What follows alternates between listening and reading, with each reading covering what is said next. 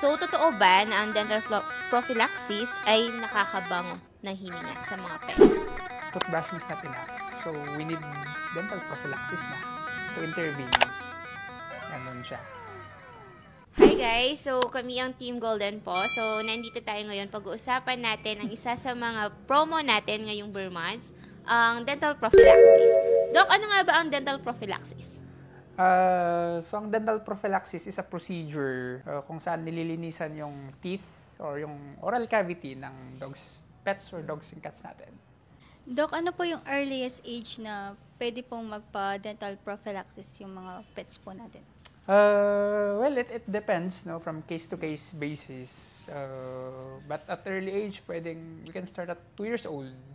But 1 year old, we can introduce brushing na. Yes.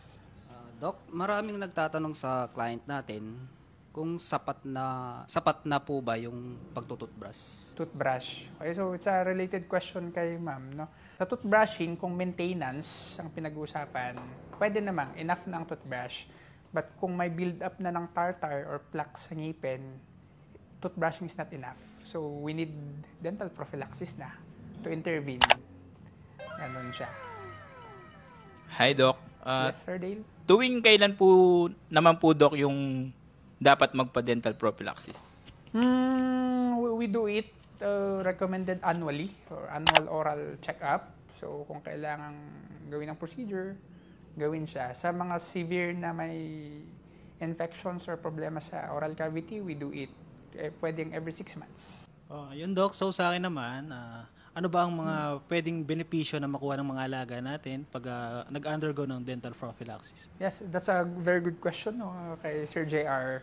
Ang daming benefits, health benefits ng dental prophylaxis. So number 1 dyan is mape-prevent yung mga periodontal diseases, infections, mga singaw-singaw, ganyan. Also, that can prevent mga other diseases na related sa periodontal, no? Like heart problem, kidney problem. That's it.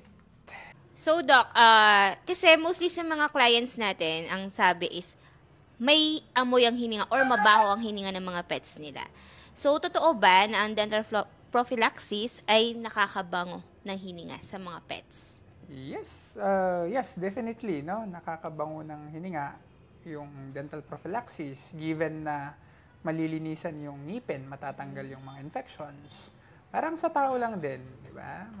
Pag after mo dental cleaning, okay na yung hininga. As simple as that. So, yun. Guys, we have ongoing promo, Burr Months promo. So, visit us here at Golden Paws and visit our page. Mamimigay po kami ng mga vouchers.